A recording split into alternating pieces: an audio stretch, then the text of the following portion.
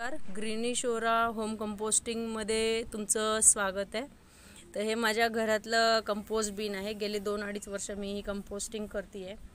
तर तुम्ही बघू शकता की हे जी माझी एक सायकल आहे ते माझं ऑलमोस्ट बिन फुल होत आलेलं आहे। कचऱ्याला बऱ्यापैकी चांगली बुरशी आलेली आहे। तर आज मी आता कचरा टाकायला स्टॉप करणार आहे आणि तिथून पुढे 15 ते 20 दिवसानंतर मला चांगल्या प्रकारे असं काळं खत मिळणार आहे।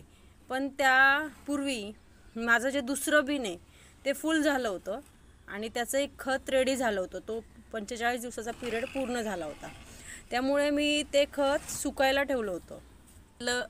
तुम्ही बघू शकता यातलं बऱ्यापैकी खत मी असं झाडांना टाकलेलं आहे, कारण की खूप काही त्याच्यामध्ये कचरा नव्हता किंवा मोठं कचरा राहिला नव्हता, त्यामुळे बरंच मी खत असं जास्त झाडांना वापरलेलं आहे।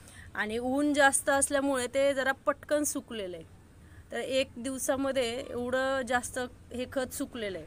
तर आता मी तुम्हाला दाखवते की चाळल्यानंतर आपल्याला जर स्टोअर करायचं असेल, आता मला एवढंच खत स्टोअर करायचं आहे म्हणून मी हे चाळते आहे। तर चाळल्यानंतर कशा पद्धतीने बारीक एक फाईन खत मिळतं हे मी तुम्हाला आत्ता या व्हिडिओमध्ये दाखवते आहे। तर हे बघा, असे कोणत्याही प्रकारची चाळणी तुम्ही चाळण्यासाठी घेऊ शकता।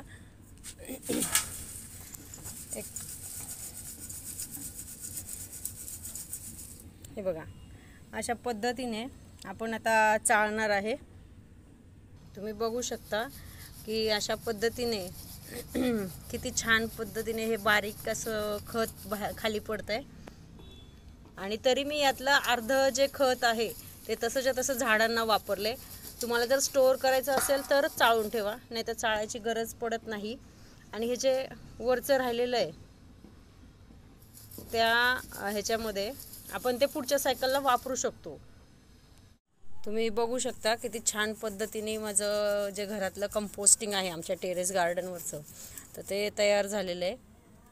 आणि जसं मी तुम्हाला म्हणलं की हे जे वरती आपण चाळलेलं, आता यामध्ये काय झालं, मी सुकवायला ठेवल्यामुळं टेरेसला झाडं आहेत, त्या झाडातला पण कचरा इकडे उडून आला, त्यामुळे हे तुम्हाला दिसतंय की याच्यामध्ये थोडं पानं आणि काड्या आहेत।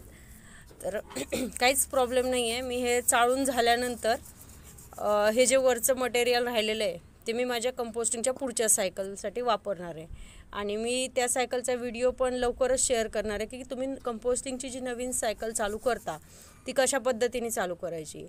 एक आपण स्टार्टर म्हणून जे कंपोस्ट खत वापरतो, तर तुम्ही हे मटेरियलसुद्धा वापरलं तरी चालेल, कारण ह्यामध्ये पण खतासारखंच जे इन्ग्रेडियंट असतात ते आहेत, फक्त हे बारीक झालेलं नाही आहे, पण तुम्ही हे पण वापरू शकता।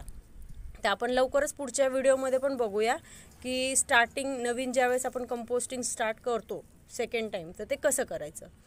Thank you so much. बघा, जवळजवळ 3 ते 4 किलो माझं कंपोस्ट खत रेडी झालेलं आहे, प्लस अर्ध खत मी असंच झाडांनाही वापरलेलं आहे। थँक्यू।